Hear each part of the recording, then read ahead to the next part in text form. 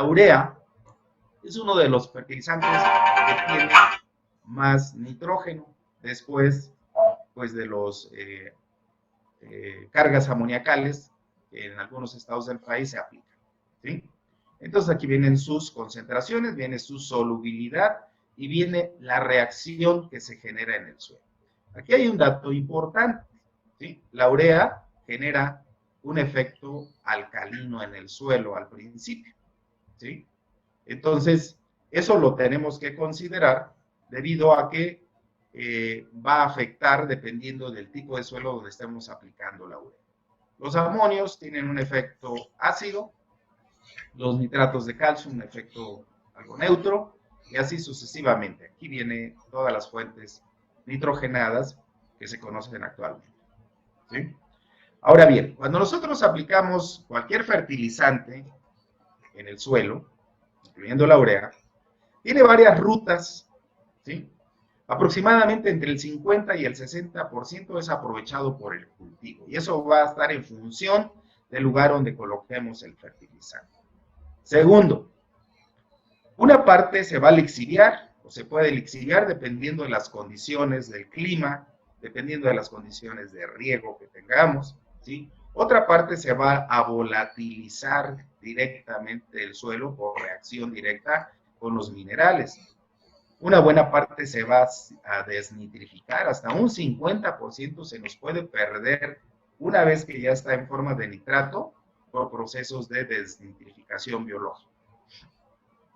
Otra buena parte se va a perder por volatilización directa de las hojas, ¿sí? A través de un proceso que todos conocemos que se llama fotorrespiración, ¿sí? Y la fotorrespiración genera pérdidas muy importantes en la planta. Y por último, hay inmovilización a través de los microorganismos y hay procesos de absorción o de fijación en las láminas de las arcillas. Entonces, si nosotros no tenemos cuidado en controlar esta pérdida, pues podemos tener una absorción por el cultivo muy baja, de alrededor del 50%. Aún con la urea, que la urea tiene alrededor del 46%, imagínense que se nos pierda el 50%, estamos solamente aplicando 23 unidades por cada 100 kilos de urea. Entonces, eso resulta pues muy costoso para un agricultor estar metiendo un fertilizante que se está perdiendo. La urea en el suelo reacciona, ¿sí?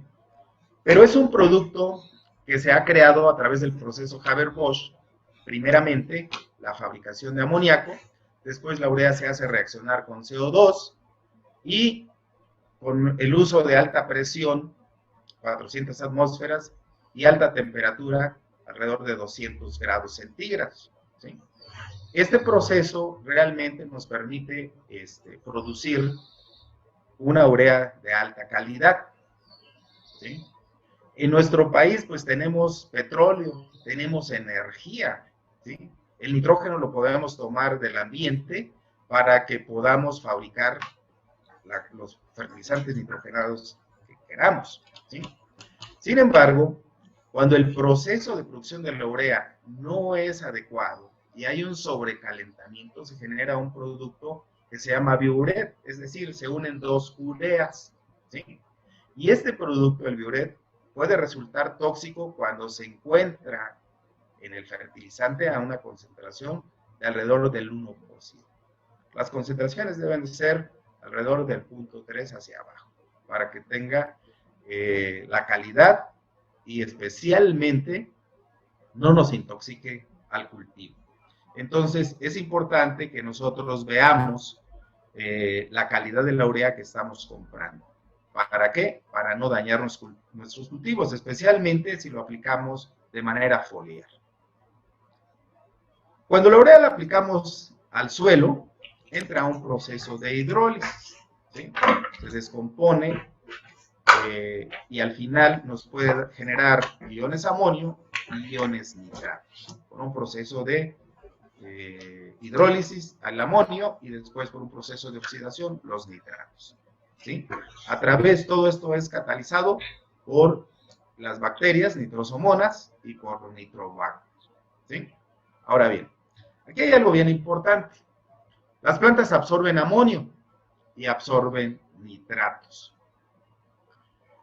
Sin embargo, cualquier producto nitrogenado que apliquemos al suelo en forma amoniacal, tarde que temprano, o es comido por los microorganismos en forma amoniacal y por las plantas, o es transformado a nitratos. Y como nitratos, pues también sigue otras rutas que pueden, de pérdida, que pueden ser la de desnitrificación y que puede ser la lixiviación. ¿Sí? Entonces, al final, nosotros en el suelo podemos tener amonio o podemos tener nitratos, que son las dos formas aprovechables. De estas, la que es más rápidamente aprovechable es la forma amoniacal. ¿Sí? Y el nitrato tiene que, después de ser absorbido por la planta, pasar a un proceso de oxidación y de reducción.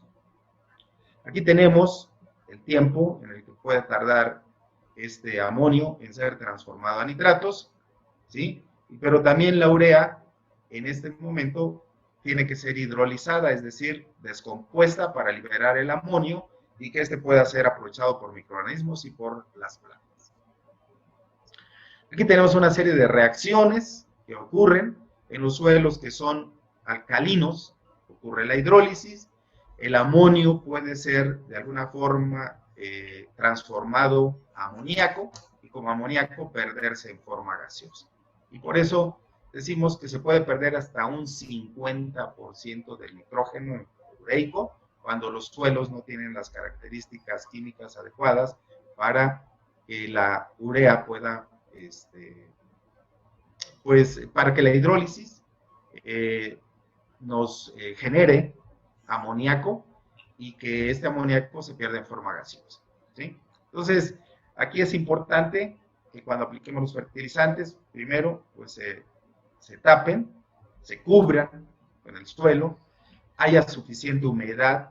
¿Para qué? Para que la humedad mantenga adherido a las partículas de arcilla el ion amonio, a los sitios de intercambio, y que este no se convierta rápidamente en gas. ¿Sí? También que la temperatura no sea tan alta y que esta temperatura no nos vaya a transformar este amonio a amoníaco y también se nos pierda. Cuando el suelo tiene un pH menor de 6.2, ocurre esta reacción y el amonio se mantiene, o el nitrógeno se mantiene en forma principalmente de amonio. Aquí tenemos una serie de reacciones en suelos alcalinos, nuevamente, y el producto final en un suelo alcalino es la producción de amoníaco, que es un gas, y que se va a perder hasta en un 50% nuestro. Entonces, queremos hacer un uso sustentable, debemos conocer de manera técnica y científica cuáles son los factores que regulan la disponibilidad de este nutriente para evitar sus pérdidas. Y uno de los procesos importantes es el pH del suelo. El pH sea pues menor de 6.2. Otro, que haya suficiente humedad. Otro, que la temperatura sea moderada, sea baja. Y un último, que tengamos cubierto el fertilizante en el suelo para que no se pierda con facilidad. ¿Sí? Entonces el pH es muy importante, pero especialmente controlar esos factores que son humedad, que son cubrir el fertilizante en el suelo, hacer una colocación correcta en el área de raíces y especialmente que no quede expuesto a altas temperaturas y a la radiación solar. Aquí viene una serie de gráficas de qué productos se pierden rápidamente. El sulfato de amonio se mantienen durante 2 semanas, pero a las 12 semanas baja una cierta cantidad. Pero en el caso de los productos derivados de la urea, las pérdidas son muy importantes, casi del 100%, cuando tenemos altas temperaturas, pHs alcalinos y especialmente en 12 semanas prácticamente se perdió todo el nitrógeno. Ahora bien, las plantas comen nitratos y comen amonio. La urea libera amonio. ¿Sí? El amonio es una forma muy rápida muy versátil de asimilación. Realmente entre el amonio, la célula le quita dos protones, lo combina con un azúcar que es glutamato, lo convierte a glutamina y de ahí lo manda a la parte superior para favorecer la formación de hojas, ¿sí? Por eso cuando nosotros aplicamos amonio, las plantas crecen muy rápido. Cuando metemos nitratos, la planta tiene que hacer un gasto importante de electrones, tiene que meterle 8 electrones al nitrógeno para convertirlo otra vez en una amida, y esa amida se combine con un glutamato, con un azúcar, y se forme la glutamina, o con un aspartato para formar asparagina, que son los ureidos con los que se transporta todo el nitrógeno en la planta. Entonces, la urea es un producto que promueve un rápido crecimiento del follaje porque el principal derivado son productos amoníacos, ¿sí? Ahora bien, ahora que nosotros queremos ya proponer una fórmula de fertilización, pues debemos referirnos a esta formulita, ¿sí? ¿Cuánto tengo en el suelo y cuál es la demanda del cultivo? Nosotros, desgraciadamente, queremos producir tanto grano de maíz, ¿sí?, como si fertilizáramos con la cantidad suficiente de nutrientes, ¿sí?